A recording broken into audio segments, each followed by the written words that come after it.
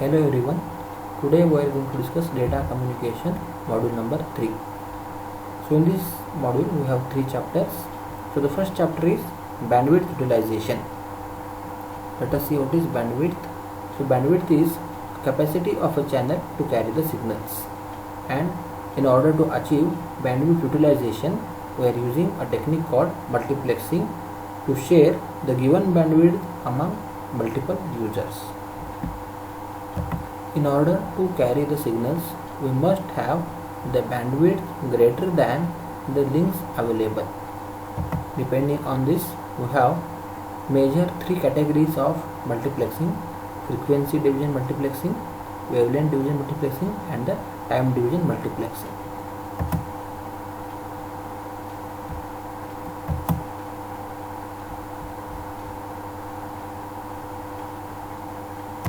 Let us discuss the first category, that is frequency division multiplexing. So in this, n number of inputs lines will be there, and the multiplexer will combine all those into the available bandwidth. So the available bandwidth will be divided into n number of channels. For example, we have 3 inputs, so the complete bandwidth will be divided into 3 channels: channel 1, channel 2 and channel 3. So in this way we are going to transmit the individual signal. So the frequency division multiplexing is an analog multiplexing technique that combines analog signals. So it uses the concept of modulation and demodulation. Let us see how FDM process will work. So here we have 3 different input lines. So these all 3 lines are combined, they are modulated. So this modulator is for modulating the carrier frequency 1, carrier frequency 2, carrier frequency 3. So in this way all the frequencies are combined or perform some operation there, and it will be generated as a single frequency in order to transmit over the channel. So we have an example here. We have 3 frequencies. One is of 88 megahertz, second one is 200 kilohertz, third one is 108 megahertz. Once the modulation process is over, next is we have demultiplexing the carrier signals. So this is a single carrier coming from the channel and it is filtered individually. Now here we are performing some clipping operations, and then we are getting the individual signals, that is by using demodulator, and we are getting the original signal transmitted at the sender side. So this is an example of analog hierarchy. Now whatever the telephone lines we have in our home, so 12 input lines will be formed as one group. Such 5 groups will form one super group, and such 10 super groups will form one master group, and such 6 master groups will form one jumbo group. So this is an example of the FDM. Next is wavelength division multiplexing. So this is also analog multiplexing technique used for combining the optical signals. So in this case also there are 3 different optical signals coming for the input to be transmitted. So here again we are performing some multiplexing techniques, and all the wavelengths will be added and sent over the channel, and at the receiver side again they are demultiplexed and we are getting the individual optical signals. So Prism is an example for WDM, which uses the wavelength division multiplexing and demultiplexing. The third method is time division multiplexing.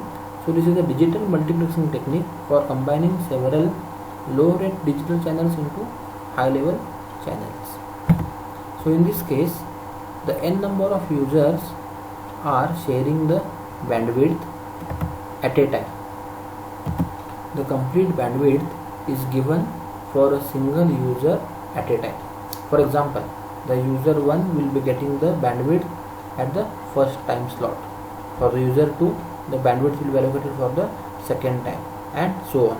So if the user has not sent its all data in a single shot, then we are transmitting it in the next slot. So you can see the user 1 has one slot, second slot and third slot. So by using these 3 slots, the user 1 can complete his data transmission. So in time division multiplexing there are two techniques. One is synchronous time division multiplexing and statistical time division multiplexing. First see synchronous time division multiplexing. So in this multiplexing technique we are creating the frames. So the frame is a container to hold the data from every interval of time from each input line. For example, frame 1 will contain 3 data elements A1, B1 and C1. You can see here A1, B1 and C1. So all these 3 data elements from time first will be stored in the frame number 1, frame number 2 and frame number 3 and so on. And then they are multiplexed for transmitting the data. So in synchronous TDM, the data rate of the link is n times faster because all the input connections are getting the data in a specific time. So the transmission of the data is faster, but its duration to reach is shorter. We can see this example. So we have 4 input lines over here which is of digital data. Then we are creating 4 frames for this, 5 frames for this. So in this first frame 1010, this is 1010, this is stored in the frame number 1. In the second frame 1000, which is nothing but 1000 and so on. So this way we are storing all the data, digital data into these all frames. Now there is a concept of interleaving. So this process is taking a group of bits from each input line. For example, we have here 4 input lines. So taking this 1010. So this is called interleaving. Until and unless we reach the end of the bit, this interleaving process will be continued. So this is how the interleaving will be working. So here we have 3 input connections A1, A, B and C. So the first bit A1, B1, C1. So this is somewhat anti-clockwise, it will be rotating at the sender side, and at the receiver side it is clockwise. So first we are accepting A1, B1, C1. So this is shown in the frame number 1, A1, B1, C1. Next A2, B2, C2 in the frame number 2, A2, B2 and C2 and so on. This process is called a synchronization. So in order to reduce the data loss, we are making some synchronization techniques over there. This is called as interleaving process. Now next subtopic is we have data rate management. So we know that the data from all inputs are not same. That is, some connection may have less data or some connection may have more data. So it is not the case that all the connections are same.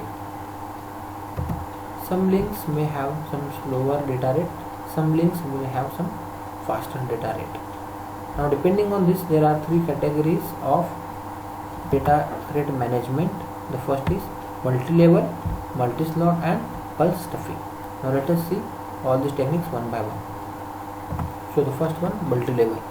So this technique is used when the data rate of input links are multiples of each other. For example 10, 20, 30, 40. So this is what multi-level. Multi-slot. So here we are performing some mathematical calculations, that is finding the GCD between 2 links and allocating them as per the slots. And the last one is pulse stuffing. In order to add or remove some extra bits in the given data, we are making use of the pulse stuffing. So let us see all these techniques in detail. So this is the multi-level multiplexing.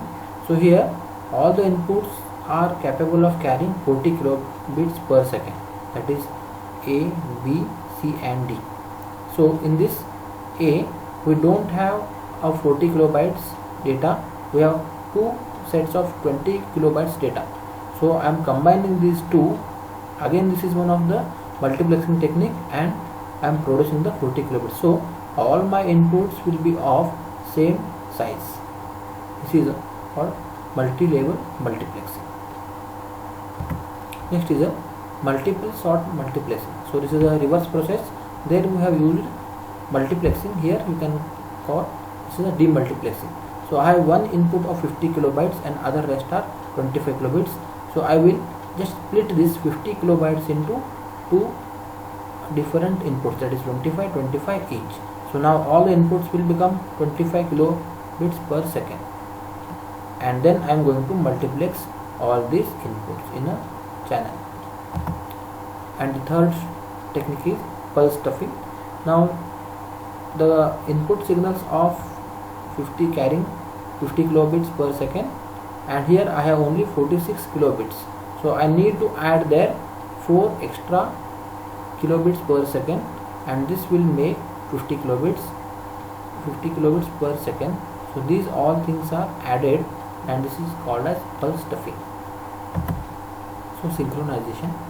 In order to ensure that the receiver correctly reads the incoming bits, that is, the incoming bits are whether 0 or 1, by using some patterns we are making use of the synchronization bits. So these bits are overhead for the transmission. Every time when input frame is coming, we are checking its synchronization bits at the starting and at the end, which will lead the overhead process in the synchronization. In order to work with synchronization, so over here we have frame number 1, frame number 2 and frame number 3, where in the frame 1 there is no B bit, and in the frame number 2 there is no C bit, and in frame 3 all bits are there.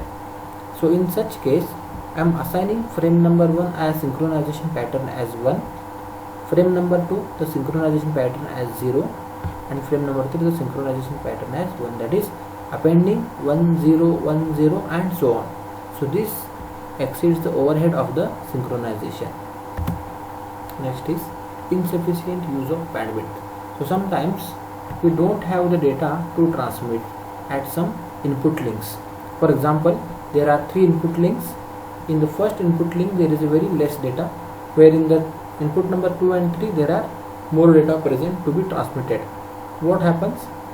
So we are going to reserve the slots in the frame and they will be unused. That will be the wasteful for the bandwidth.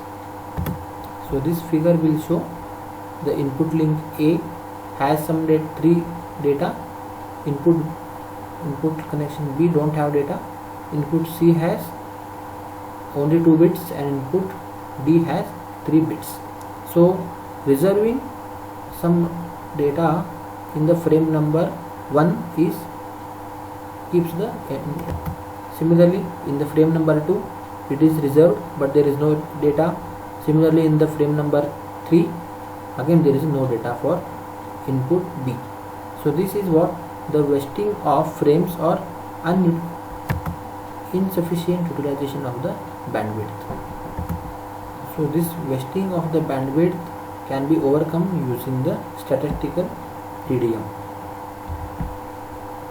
So in this we can compare the synchronous TDM, where we are reserving the input data in the frames but they are wasted, and that is statistical TDM, we are placing only the available information. For example, in the frame number 1 A1 B1 D1, that is A1 B1 and D1 will be sent in the first frame. In the second frame B2 D2 and E2 will be sent. So this way we can utilize the bandwidth utilization properly or effectively.